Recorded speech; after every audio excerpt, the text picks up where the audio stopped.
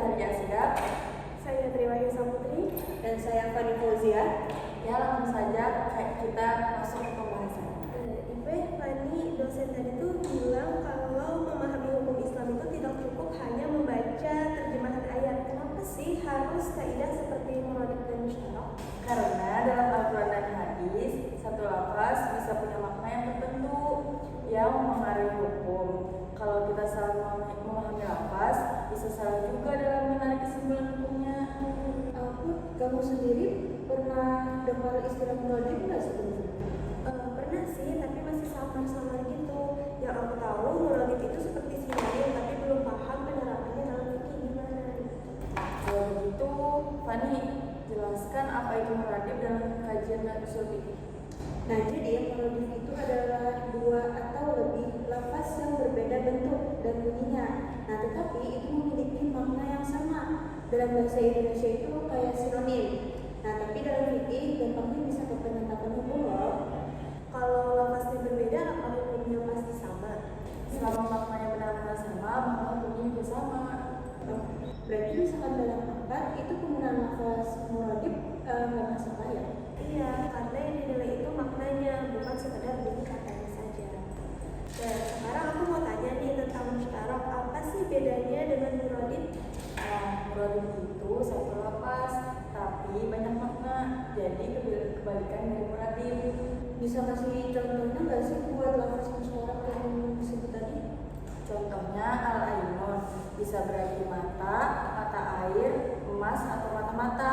Maknanya tergantung kalimat dan dalil pendukung. Kalau begitu, bagaimana cara menentukan makna yang benar dalam hukum Islam? Nah, itu harus dilihat dari konteks ayat atau hadisnya, sebab turunnya ayat dan dalil yang menjelaskannya. Tidak boleh menafsirkan sendiri tanpa dasar. Tri, menurutmu apa dampak kalau lafaz musyarak disalahpahami? Bisa berbahaya karena hukumnya yang diambil bisa keliru. Misalnya, salah memahami lafaz aurat atau perintah tertentu. Oh, itu berarti ulama sangat hati-hati ya dengan lafaz musyarak ini. Iya, karena satu lafaz saja bisa menimbulkan perbedaan hukum jika tidak diperjelas maknanya. Nah, sekarang kita masuk ke mutlak dan muqayyad nih. Kamu tahu nggak sih bedanya mutlak dan muqayyad? Setahu aku, mutlak itu lafaz yang masih umum dan belum dibatasi, sedangkan muqayyad itu sudah dibatasi dengan sifat tertentu. Fani, bisa jelaskan dengan contoh yang sering dipakai ulama nggak? Nah, contohnya ini seperti perintah memerdekakan budak. Nah, dalam satu ayat itu disebut secara mutlak nih, tapi di ayat lain itu disebut budak yang beriman.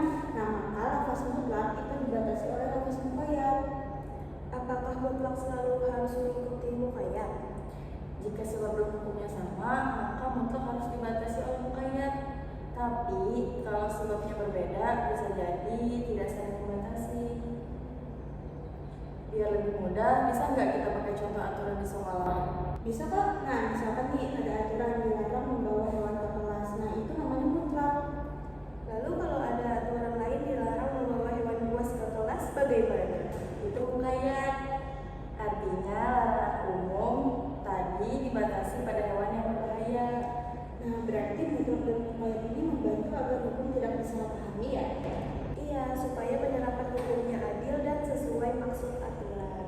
Jadi, apa inti dari muradif, musyarak, dan mutlak muqayyad? Muradif mengajarkan bahwa perbedaan lafaz belum tentu beda makna. Kalau musyarak dan muqayyad, Musyarak itu mengingatkan kita untuk berhati-hati karena